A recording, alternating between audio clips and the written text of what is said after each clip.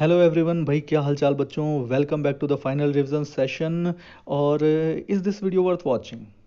तो देख लेते हैं भाई। 11 मिनट में एक चैप्टर हम रिवाइज करते हैं यहाँ पे। तो अगर आप 20 सेशंस भी ऐसे अटेंड करते हो तो 3 आवर्स 40 मिनट्स में आपकी एंटायर जोलॉजी रिवाइज हो गई। Okay, so you have taken a good step. ठीक है, आज का हमारा जो टॉपिक है बायोमोलिक्यूल्स है। और पास्ट 10 ईयर्स क्वेश्चन को किस तरीके से हम रिवाइज करते हैं वो आपको पता है। लास्ट 2 वीडियोस अगर नहीं देखी हैं तो लिंक डिस्क्रिप्शन में दे रहा हूँ, देख लीजिए। So let's start my dear students. Repeatedly asked question, पहली कैटेगरी, पहला क्वेश्चन लेसिथिन 2011, 16, 12, 19 का। अब चाहे ये डायग्राम हो और चाहे ये 2-3 लाइंस हों जिनमें जो क्वेश्चन की फ्रेमिंग वाले पॉइंट्स हैं वो मैं यहाँ पर दे रहा हूँ आपको लिख के। सो ये पता होने चाहिए आपको। नेक्स्ट क्वेश्चन आ जाता है बेटा एंजाइम की एक्टिवेशन एनर्जी से। और ये भी 10, 13, 16 में आया हुआ क्वेश्चन है। और ग्राफ प्लस ट्रांजिशन स्टेट की अनस्टेबल नेचर ये पता होनी चाहिए आपको। नेक्स्ट है एंजाइम इनिबिशन का कंसेप्ट, जिसमें कि ससिनिक एसिड की कंसंट्रेशन बढ़ाने से इनिबिशन रिवर्स हो जाएगा, प्लस मेलोनेट इसका इनिबिटर है।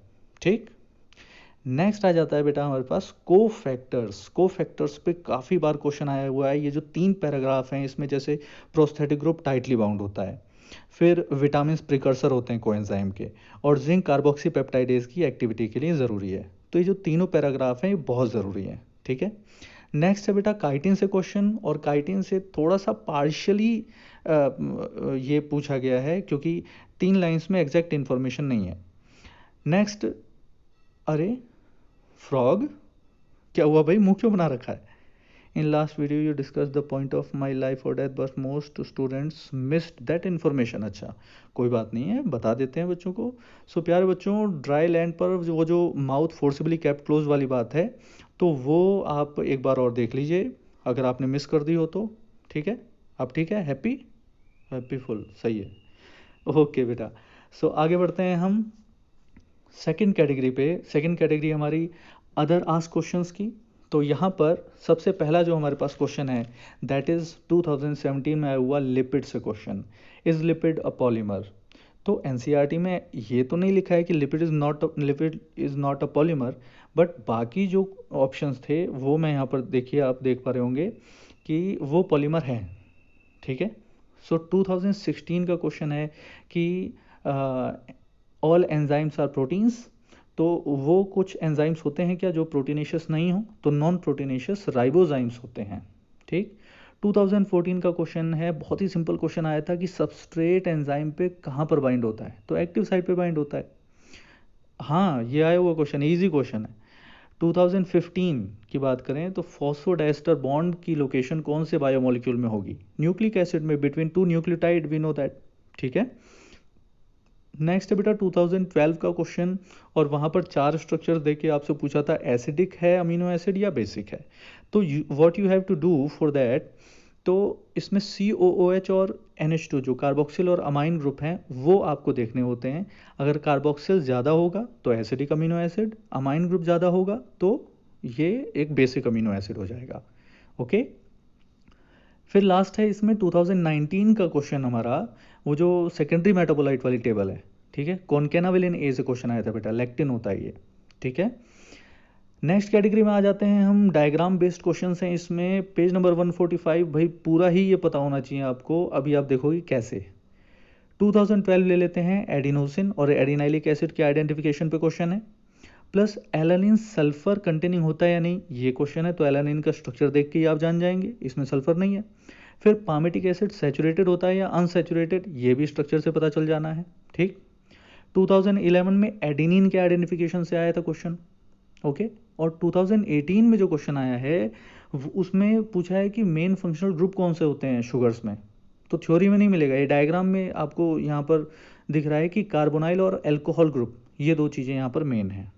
ओके, इसके बाद हमारे पास बेटा ये जो फिगर 9.7 है, 2011 का क्वेश्चन है।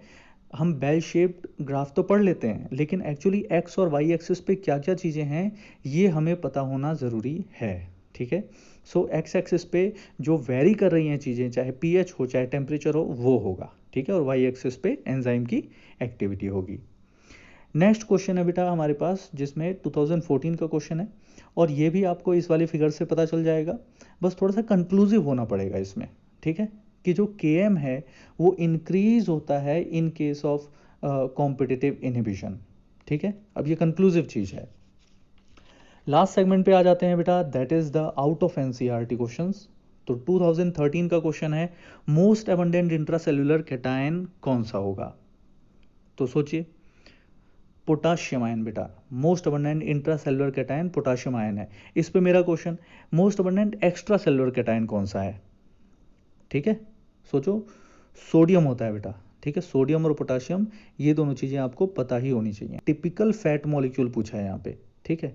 सो टिपिकल फैट मॉलिक्यूल में क्या क्या चीज़ें होंगी? एक ग्लिसरॉल, 3 फैटी एसिड, जिसको कि हम यूजुअली ट्राइग्लिसराइड बोलते हैं। देन 2014 का क्वेश्चन है बेटा, कार्बोहाइड्रेट से सुक्रोज से, ठीक है, कि नॉन रिड्यूसिंग शुगर का एग्जाम्पल कौन सा होगा? अब एनसीईआरटी में है तो ये टर्म, लेकिन वो पॉलीसेकेराइड चेन के पॉइंट ऑफ व्यू से है, ठीक है, वो राइट और लेफ्ट वाला एंड जो है, लेकिन यहाँ सुक्रोज आपको याद करना है।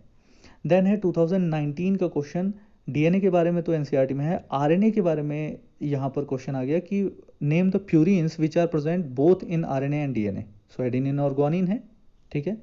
एंड इसके बाद है यहाँ पर 2017 का क्वेश्चन, होलो एंजाइम का। सो ये एक जो फॉर्मूला है ये आपको पता होना चाहिए कि holoenzyme equal to apoenzyme plus cofactor, ठीक है। अब ये इस तरफ उस तरफ करके आ जाएगा कि apoenzyme equal to holoenzyme minus cofactor, ठीक है।